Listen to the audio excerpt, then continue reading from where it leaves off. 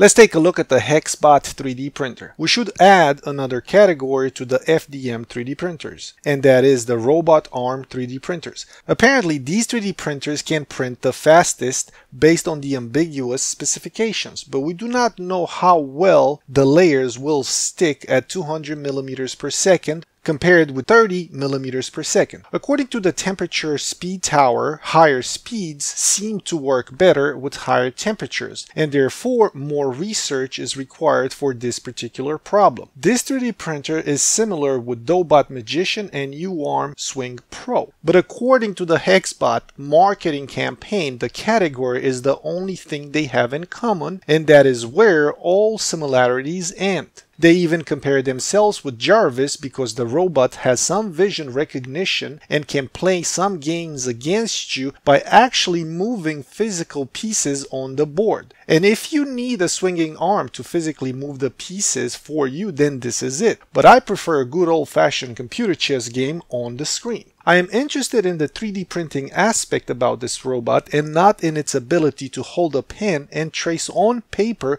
a JPEG image. If I wanted that, I'll just print with a regular printer. However, this is a good marketing ploy to make you want to buy this robot. And this is the cheapest option you can buy. The robot arm and the pen holder tooling head for $349. And you cannot yet, and that is yet, select and buy the bare bone robot with only the 3D printing arm or the 3D printing head. The bare bone package contains the robot arm, the power supply with the power cord, the USB cable and the pen holding head, and of course the pen itself. I guess the cost of the pen and the pen holder are negligible.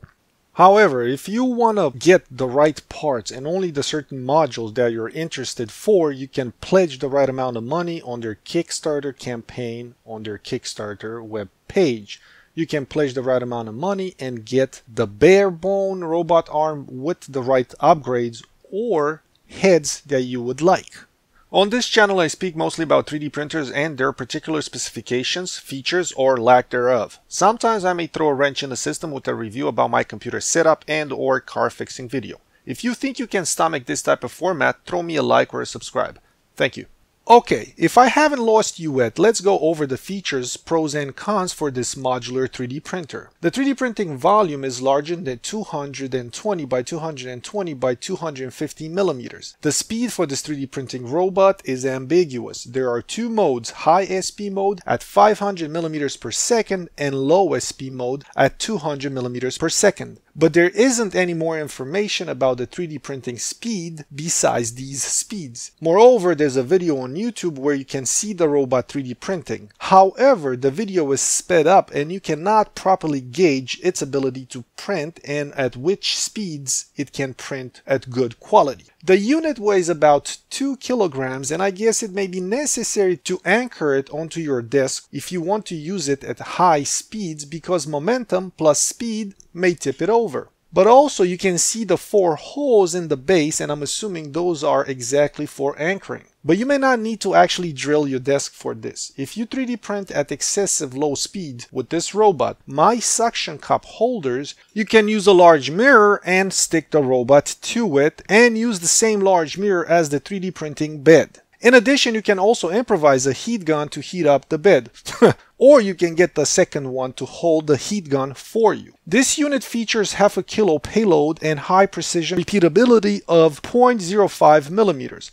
Coupling that with the high speed of 500 millimeters per second, and you may have just purchased yourself the most reliable 3D printer at destroying 3D prints. I wonder also if we can do the 3D printing at max speed to see how the arm pieces are flying off or start smoking. In the 3D printing video, it seems that the surface onto which the bot is printing is not just some mirror with the painter's tape. It seems to be a specially designed board with some prongs for electrical coupling. Is that their version of a heated bed? Maybe. Apparently they are working on the heating board to be controlled with G-code, and that was in January-ish of 2019. In one of the pictures we can see that the board onto which everything is assembled, but this board would be awfully close to your wooden desk, and if it is heated, I wonder if it is properly thermo isolated so it won't affect the desk and change its aspect from the heat.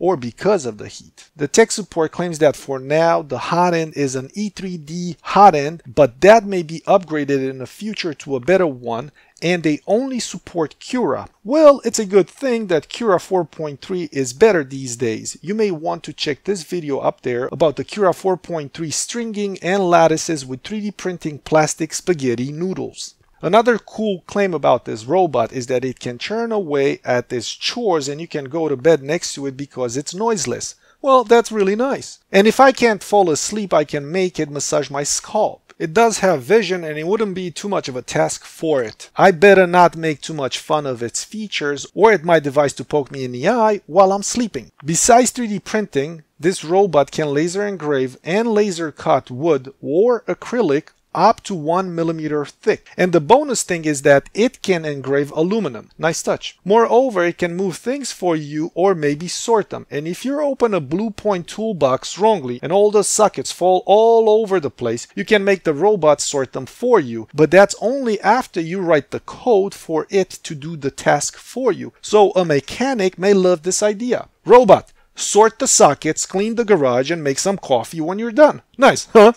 What about the negatives, you may ask? We don't know if the base plate is included with the robot arm and if the base plate is heated or you have to buy another module for the heated bed to mount it on the base plate. Because none of these are included in the package, and that is the bare bone package. And that makes it a really nice design to milk it for everything it's offering. Also, the drivers are not open source, but they do provide an API for development, or they will. So that's okay in my book, but if you want to develop your special toolhead, you may want to get acquainted with their API. There are quite a few interchangeable heads to opt for. Laser engraver heads, $80 for a 0.20 watt laser and $130 for a 2.5 watt laser. Then you have the E3D printing head for about $79, but we don't know if the extruder mechanism is already included or has to be acquired separately because this robot only does a Bowden style extruder, and that is because the 500 gram head heft limitation. Maybe some of you will find a way to squeeze in a pancake direct extruder in the 500 gram limitation, but you never know if that might actually work as you design it.